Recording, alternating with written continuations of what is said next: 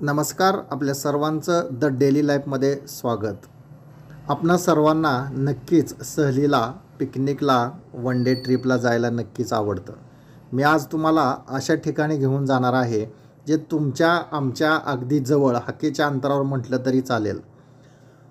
पंढरपूरला जाताना साधारण वेळापूरपासून 13 किलोमीटरवरती डाव्या हाताला चिंचणी हे ग्रामीण पर्यटन स्थळ नुकतंच निर्माण झालं आहे. या पर्यटन स्थळाकडे जाण्यासाठी या ठिकाणी हा बोर्ड दिसला आणि या ठिकाणी ही विठ्ठलाच्या वेशभूषेत असलेली लोखंडी ज्याच्यावरती अक्षरं कोरलेली आहेत अशी मूर्ती आपल्याला वेळापूर पंढरपूर रोडला डाव्या साईडला चिंचणी या गावाकडं जाण्याची खूण दर्शविते. या गावामध्ये आपण गेल्यानंतर नक्कीच तुम्हाला पर्यटनाचा आनंद काय असतो आणि खऱ्या अर्थाने ग्रामीण पर्यटन काय असतं हे तुम्हाला तिथं गेल्यानंतर दिसून येतं. गावामध्ये प्रवेश करताच गावाच्या दुतर्फा ही भली मोठी झाडं आपल्या स्वागतासाठी टवटवीत अशी उभी असतात. गावामध्ये अतिशय स्वच्छता, प्रसन्न वातावरण, अगदी मनमोहक असं वातावरण याच गावामध्ये दिसून येतं. या गावातील घरं पाहिले आपण तर एका रेषेमध्ये, घराच्या पुढं खूप मोठा असा पक्का रस्ता आणि या गावाचं खास वैशिष्ट्य जर आपण पाहिलं तर हे गाव महाबळेश्वरपासून जावळीच्या खोऱ्यातील कनेर धरणाची निर्मिती झाली आणि त्या ठिकाणचं पुनर्वसन पंढरपूर तालुक्यात माळशिरस तालुक्याच्या बाँड्रीवरती पिराची कुरवली गाव आहे आणि त्यातला प्रभाग क्रमांक 1 म्हणजेच आपण त्याला ग्रामपंचायतचा वॉर्ड 1 म्हणतो आणि 65 कुटुंब या महाबळेश्वरमधून म्हणजे सातारा जिल्ह्यातून या ठिकाणी पुनर्स्थापित करण्यात आली. आणि या 65 कुटुंबाची आज जर आपण या प्रभागाची किंवा या चिंचणीची लोकसंख्या पाहिली तर साधारण 350 ते 400च्या दरम्यान इथली लोकसंख्या आहे. आणि या ठिकाणी तुम्ही नक्कीच आला तर तुमच्या लहानग्यासहित अख्ख्या कुटुंबाला खूप मोठा एक दिवसीय ट्रिपचा किंवा पिकनिकचा मनमुराद आनंद इथं तुम्हाला घेण्यास मिळणार आहे. या गावामध्ये प्रवेश केल्यास ग्रामपंचायतीचं कार्यालय नुकतंच बांधून ठेवलेलं आहे. इथं ग्रामपंचायत नाही पण नक्कीच इथल्या सर्व जनतेचा आत्मविश्वास आहे की आम्ही शासनाकडून या ठिकाणी स्वतंत्र ग्रामपंचायतीची मागणी केलेली आहे. आणि आम्हीसुद्धा मित्रांबरोबर या ठिकाणी वन डे पिकनिकसाठी रविवार गाठून गेलो होतो. आम्हीसुद्धा इथं ऐकूनच होतो, परंतु ज्यावेळेला आम्ही इथं या गावामध्ये प्रवेश केला त्यावेळेला स्वच्छ सुंदर हरित चिंचणी आपले स्वागत करीत आहे या बोर्डनीच आम्ही भारावून गेलो. आणि या बोर्डच्या बाजूलाच हे शेतकरी कुटुंब नेहमीच आपल्या स्वागतासाठी इथं तयार असतं. गावामध्ये प्रवेश केल्यानंतर आपण पहिल्यांदा जिथं जातो या गावचं जे मुख्य ज्या ठिकाणी सभा, ह्या गावची सायंकाळी जी बैठक होते किंवा गावामध्ये काय निर्णय घ्यायचा आहे त्याला आपण सभागृह म्हणतो. तर या सभागृहामध्येच इथं वरदायिनी सभागृह म्हणून एक केलेलं आहे आणि वरदायिनी देवी असं या ठिकाणी विठ्ठल रुक्मिणी आणि वरदायिनी देवीची मूर्ती या सभागृहामध्ये आहे. सर्व ग्रामस्थ या वरदायिनी माता मंदिरामध्ये प्रवेश केल्यानंतर ह्या देवीचं, विठ्ठल रुक्मिणीचं दर्शन घेतात आणि जे काय या प्रभागातील ह्या चिंचणीतील निर्णय असतात महिला पुरुष एकत्रित रोज सायंकाळी किंवा ज्या वेळेला इथं बैठक असेल त्यावेळी गावाच्या दृष्टीने किंवा या पर्यटनाच्या दृष्टीने योग्य असे निर्णय याच ठिकाणी घेत असतात. या गावाचं वैशिष्ट्य आपण पाहिलं तर स्वतंत्र इथं बेंच, एका रेषेमध्ये सरळ नारळाची झाडे आणि प्रत्येक ठिकाणी पिण्याच्या पाण्याचा, स्वच्छ पिण्याच्या पाण्याचा थंडगार असा जार आपल्याला इथं ठेवलेला आहे.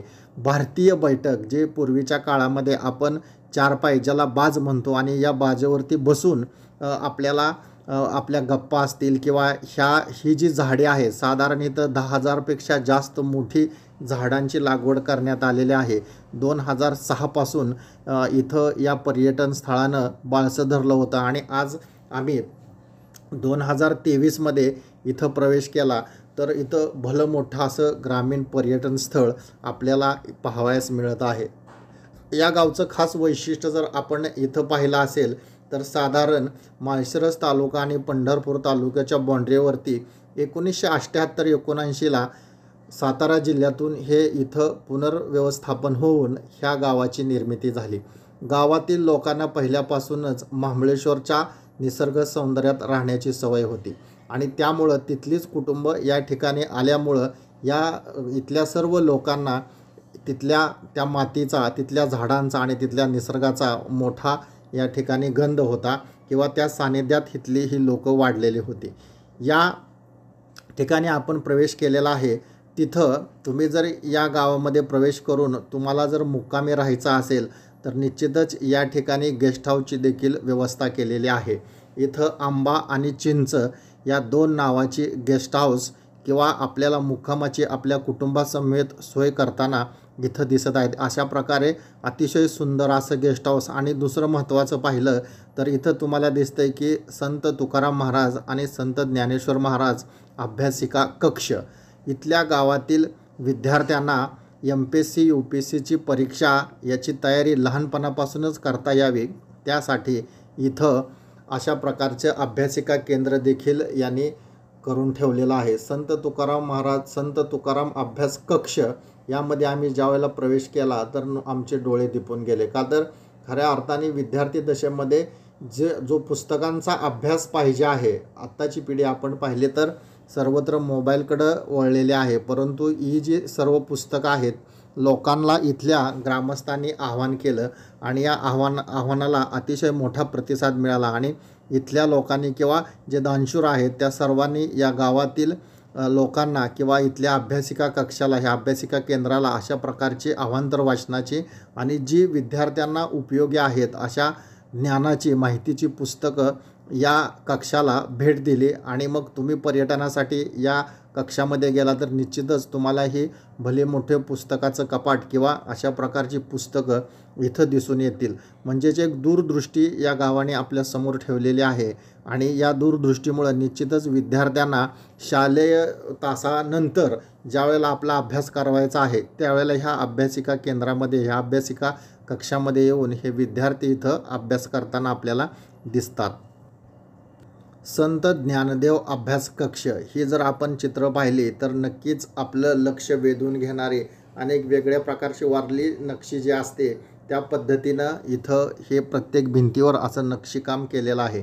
खऱ्या अर्थाने इथली जी पाहण्यासारखी आहे ती जिल्हा परिषदेची प्राथमिक शाळा, जिला जिल्ह्यामध्ये प्रथम क्रमांकाचं पारितोषिक देखील मिळालेलं आहे. हे भलं मोठं शाळेच्या पुढचं अंगण आणि लाल माती पाहिलं की मैदानामध्ये खेळायला सर्वांनाच आवडेल. जिल्हा परिषद प्राथमिक शाळा चिंचणी असं या शाळेचं इथलं नाव. आणि तुम्हाला माहीत आहे की ही पारावरची शाळा. आम्हाला देखील इथं मोह आवरला नाही. भलं मोठं वडाचं झाड आणि या वडाच्या झाडाखाली म्हणजेच ह्या पारावरती अशा प्रकारे पूर्वीच्या काळामध्ये गावामध्ये शाळा भरायची आणि खऱ्या अर्थाने सर्व गावाची सूत्र असतील ज्येष्ठ लोकांकडून याच पारावरती गप्पा असतील किंवा जे काही निर्णय घ्यायचे असतील ते अशा प्रकारे इथं घेतले जायचं. ह्या शाळेच्या ज्या भिंती आहेत त्या बोलक्या भिंती आहेत. जे विद्यार्थी दशेमध्ये त्यांच्या डोळ्यावरती आणि कानावरती सतत अभ्यासाचे, ज्ञानाचे धडे पडावेत त्या दृष्टिकोनातून ह्या भिंती बोलक्या केलेल्या आहेत. या गावातील सुका ओला कचरा जो आहे त्याच्यापासून अशा प्रकारे गांडूळ खताची निर्मिती देखील केली जाते. आणि आपण पाहतोय की इथं भला मोठा इथं झाडं भरपूर आहेत. अशा प्रकारची सदाफुलीची झाडं असतील किंवा ह्या झाडांचा पालापाचोळा आहे त्याच्यापासून इथं गांडूळ खताची निर्मिती केली जाते. हे गाव अतिशय सुंदर, स्वच्छ आहे आणि स्वच्छ सुंदर गाव ठेवायचं असेल तर अशा प्रकारचे प्रसाधनगृहसुद्धा ह्या गावामध्ये पहिल्यांदा लागतात. आम्ही पर्यटनाला गेलो असेल तर त्यावेळेला इथं जे आपल्याला सर्वात आवश्यक असतं ते स्वच्छतागृह. तर अशा प्रकारे स्वच्छ आणि जिथं 24 तास पाणी असतं अशा प्रकारची स्वच्छतागृह या चिंचणी गावामध्ये आणि ह्या शाळेच्या बाजूला आम्हाला पाहावयास मिळाली. परत आपण पारावरच्या शाळेकडं जातोय. इथं आपण पाहिलं तर पारावरची शाळा, भलं मोठं वडाचं झाड मी मगाच सांगितलं आणि इथं बसून ज्या वेळेला गप्पा ठप्पा मारण्याचा जो आनंद आहे आणि फोटो सेशनचा जो आनंद आहे तो वेगळाच आहे. तसं हे चिंचणी गाव सध्या पंढरपूरच्या बाँड्रीवरती वसलेलं. आणि मग तुम्हाला माहिती आहे की पंढरपूर म्हटलं की विठू माऊलीची या ठिकाणी विठ्ठल रुक्मिणीची इथं सेवा किंवा विठ्ठल रुक्मिणीचं भलं मोठं मंदिर आणि दक्षिण काशी आणि संत तुकाराम महाराज असतील, संत ज्ञानेश्वर महाराज असतील यांच्या पालख्या याच ठिकाणी सर्व वारकरी भक्त घेऊन येतात. आणि मग आम्हालासुद्धा पारावरच्या शाळेमध्ये बसण्याचा, गप्पा मारण्याचा आनंद इथं आणि फोटो सेशन करण्याचा आनंद खूप मोठा आला.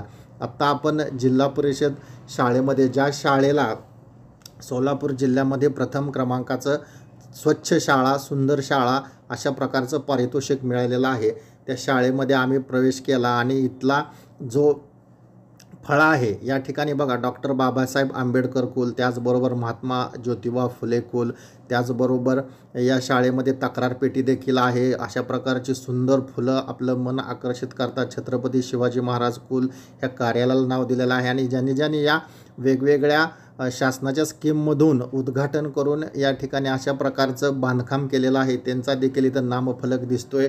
आणि हे झाडी किंवा इथं शाळेच्या शेजारीच एक बाग आहे आणि या बागेमध्ये जे आपल्याला आवश्यक अन्न पाणी असतं ते सर्व फळं फुलं आहेत. आणि ही सौर ऊर्जेवरचा इथं दिवासुद्धा आपल्याला दिसतोय.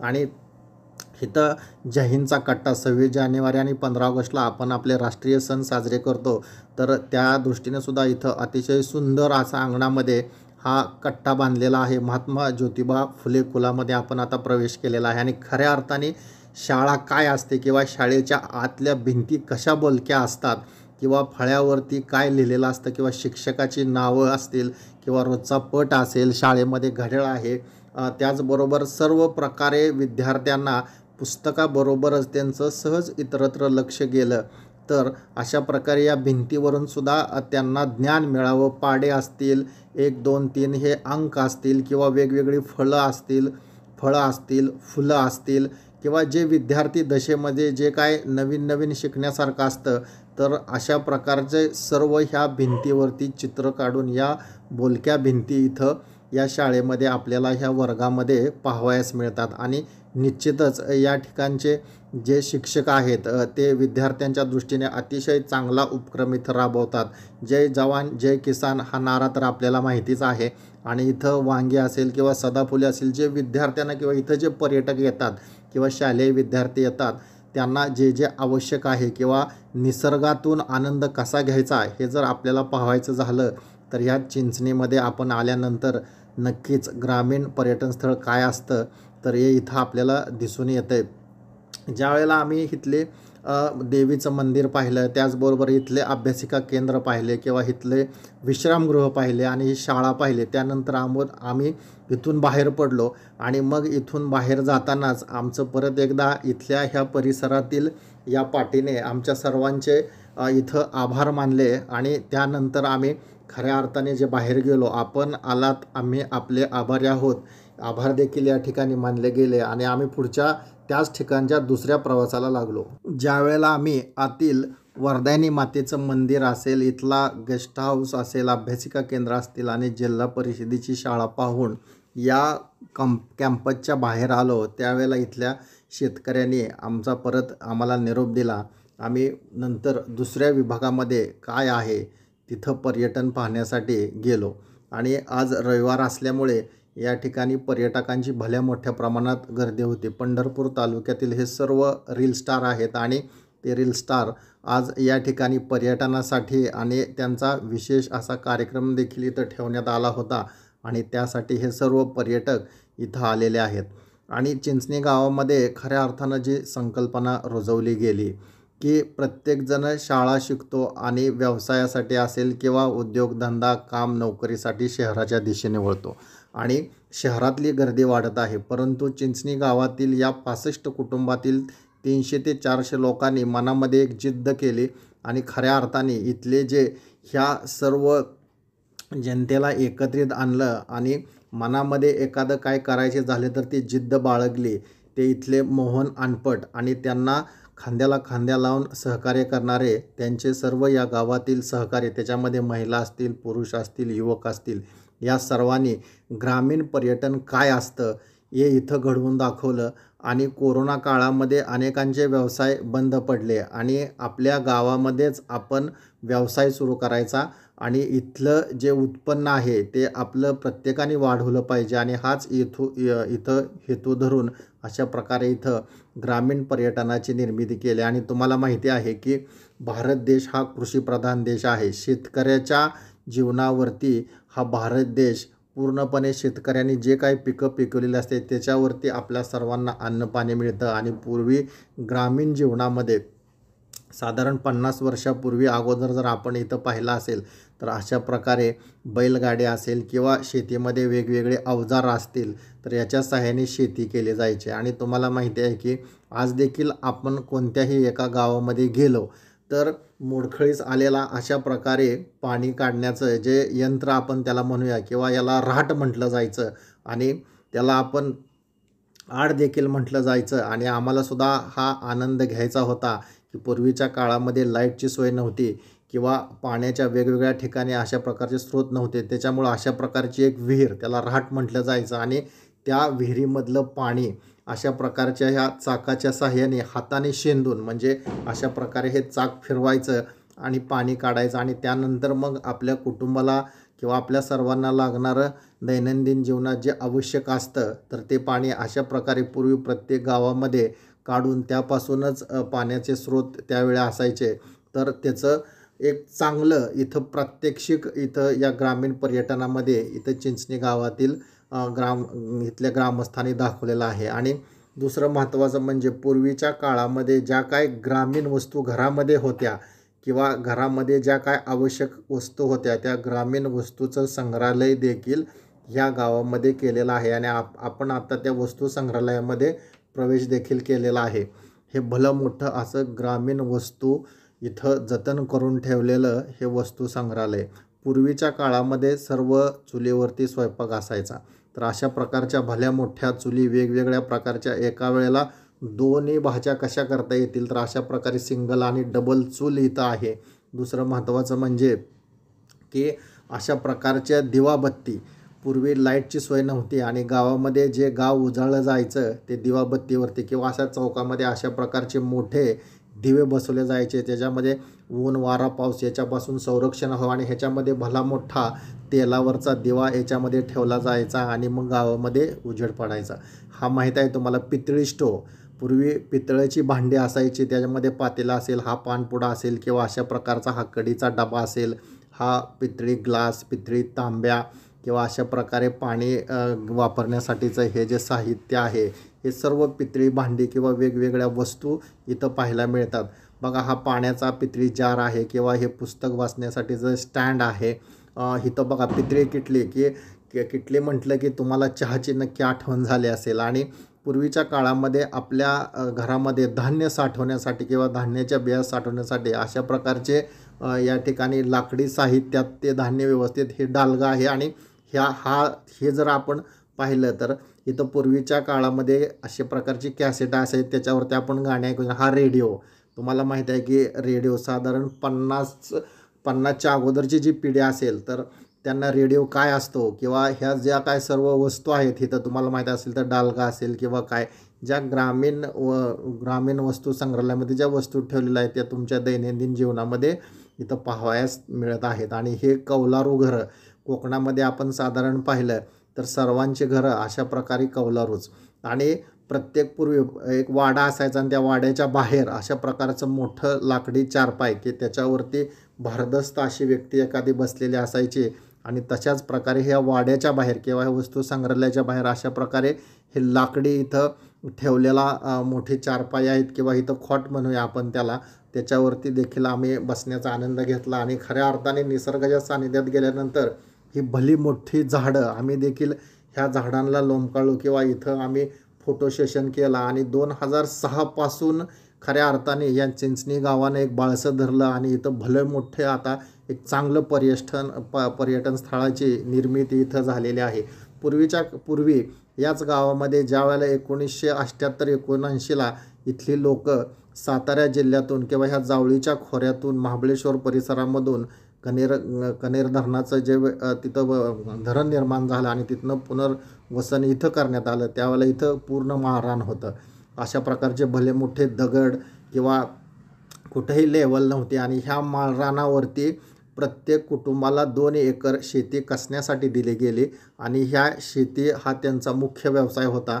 आणि त्याने हळूहळू ज्या वेळेला इथली लोक एकत्रित एकोप्याने राहू लागली मनामध्ये त्यांनी जिद्द ठरवली की आपण शहरामध्ये नोकरी धंद्यासाठी न जाता आपल्याच गावामध्ये आपल्या उत्पन्नाचे स्रोत निर्माण करायचे आणि मग त्यांना संकल्पना सुचली. आणि इथं मी तुम्हाला एक विशेष सांगतो की इथल्या गावातील महिला भगिनी एकत्रित आल्या, त्यांनी एक सहकारी संस्था स्थापन केली, महिला बचत गट स्थापन केले आणि या महिलांनी ह्या पर्यटनाची संकल्पना ज्या वेळेला मनामध्ये आले त्यावेळेला त्यांनी प्रत्येक कुटुंबातील व्यक्तीने एक एक तोळा असं सोनं गहाण ठेवण्यासाठी दिलं आणि साधारण का नाही 40 ते 50 तोळे सोनं एकत्रित केलं गेलं आणि एका बँकेमध्ये ते ठेवून त्यापासून लोन घेतलं गेलं, कर्ज घेतलं गेलं आणि त्यातून ह्या पर्यटनाची किंवा ह्या पर्यटन स्थळाची निर्मिती झाल्याची इथल्या ग्रामस्थांनी किंवा इथले जे मोहन अनपट आहेत त्यांनी आम्हाला इथं बोलताना सांगितले.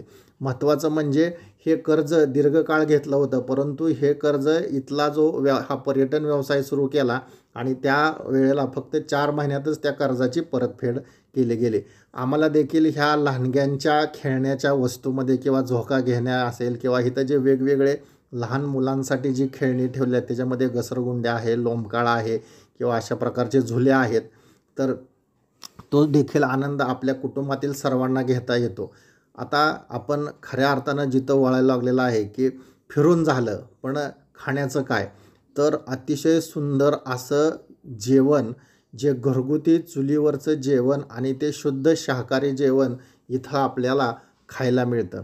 ज्यावेळेला आम्ही ह्या जेवणाच्या कक्षाकडं प्रवेश केला त्यावेळेला भलं मोठे असे इथं झाडे किंवा अशा प्रकारे जेवणाच्या कक्षाच्या बाजूलासुद्धा अशा प्रकारे वेगवेगळ्या वस्तू, त्यामध्ये बैलगाडी असेल किंवा पूर्वीच्या काळातील घरे, अशा प्रकारचे झोपाळे, वरून सावलीसाठी संरक्षित केलेले किंवा गप्पा मारण्यासाठी किंवा लहान मुलांना खेळण्यासाठी हे जे आहे ते इथं असं इतकं सुंदर केलं आहे की निश्चितच आपल्याला जेवण देखील जास्त जाईल. आणि इथं हे जे गार्डन आहे किंवा हा जो बगीचा आहे तर इथंच महिला बचत गटाचं मोठं ऑफिस देखील आहे. आणि आपण आत्ता इथं पाहतोय की तुम्हाला कशा प्रकारचं जेवण पाहिजे, पाटावरती जेवण पाहिजे, खाली बसून किंवा टेबल खुर्चीवर, जसं तुम्हाला अपेक्षित आहे तशा प्रकारचं जेवण इथं तुम्हाला मिळतं.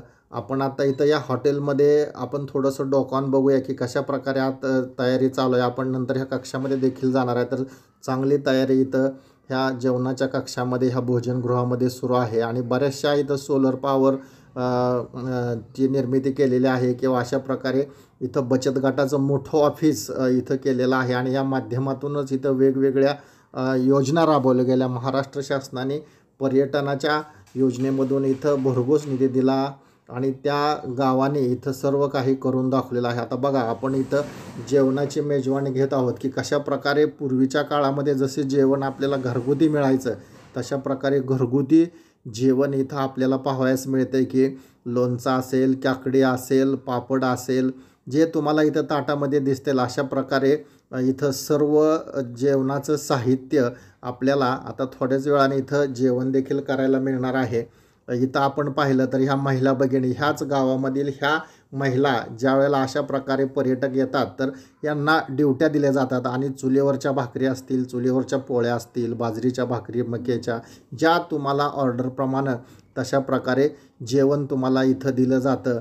आणि अशा प्रकारे जी चुलीवरच्या जेवणाची जी चव आहे किंवा खाली बसून जेवण असेल, टेबल खुर्चीवर असेल किंवा पाटावरती बसून जेवण्याची जी काय मजा असेल, तर ह्या जेवणासाठी तुम्हाला अगोदर बुकिंग करावं लागतं. मोहन अनपट सर यांचा नंबर आपल्याला इथं आम्ही देणार आहे आणि तुम्ही अगोदर एक दिवस इथं बुकिंग करू शकता. हे धान्य ठेवण्यासाठी जे मोठे इथं पेव आहे, त्याचबरोबर इथं जर आपण पाहिलं, मी मगाच सांगितलं की अशा प्रकारे निसर्गाच्या सानिध्यामध्ये महाबळेश्वर इथं चिंचणी गावाचं बनवून दाखवलेलं आहे. आणि आज इथं मोठी मेजवानी आहेत की मग म्हटलं पंढरपूर तालुक्यातील बरेचसे रील स्टार आज इथं या पर्यटन स्थळाला भेट देण्यासाठी आलेले आहे आणि त्यांच्या जेवणाची ही अशा प्रकारे भली मोठी तयारी चालू आहे. हे सर्व रील स्टार आहेत आणि ह्यांनी इथं जेवणाचा आस्वाद देखील घेतलेला आहे आणि अतिशय चांगलं जेवण आहे असं देखील त्यांनी इथं सांगितलेलं आहे. आता जेवण झाल्यानंतर खऱ्या अर्थाने आपल्याला जे इथं असतो की आता व्यायाम देखील इथं बघा, हा ओपन जिम आहे की जर समजा तुम्हाला व्यायाम करायचा असेल तर अशा प्रकारचं ओपन जिम आहे. आणि जेवण करण्या अगोदर किंवा नंतर इथं बसण्याची, उठण्याची, खेळण्याची अतिशय सुंदर अशी सोय इथं केलेली आहे. आणि नक्कीच तुम्हाला हे चिंचणी गावचं पर्यटन स्थळ आवडेल. यानंतर आम्ही परतीच्या प्रवासाला जाताना इथं जे काय फळं आहेत, इथं सीताफळाची झाडं असतील किंवा इथं चिंचेची झाडं आहेत किंवा वेगवेगळी अंजिराची झाडं आहेत, तर आम्ही स्वतः हाताने इथलं फळं तोडून आम्ही त्याचा देखील आस्वाद घेतला. आणि ही भली मोठी झाडं या चिंचणी गावामध्ये आज नावारूपाला आलेले आहेत. खऱ्या अर्थाने जर तुम्हाला पर्यटनाला जायचं असेल तर निश्चितच चिंचणी गावाला जरूर भेट द्या आणि ग्रामीण जीवन काय असतं किंवा ग्रामीण जीवनामध्ये काय होतं, त्यावेळच्या वस्तू काय होत्या, इथली शाळा काय होती, पारावरची शाळा काय असते, तर हे नक्की तुम्ही स्वतः तुमच्या कुटुंबांना किंवा तुमच्या मित्राला इथं जरूर सांगा. आणि नंतर आम्ही सर्वजण आनंदामध्ये अतिशय प्रसन्न वातावरणामध्ये आजची वन डेची ट्रिप सार्थक झाली आणि आम्ही आमच्या घराकडे परतीच्या प्रवासाला लागलो. व्हिडिओ आवडल्यास नक्की लाईक करा आणि शेअर करा. धन्यवाद.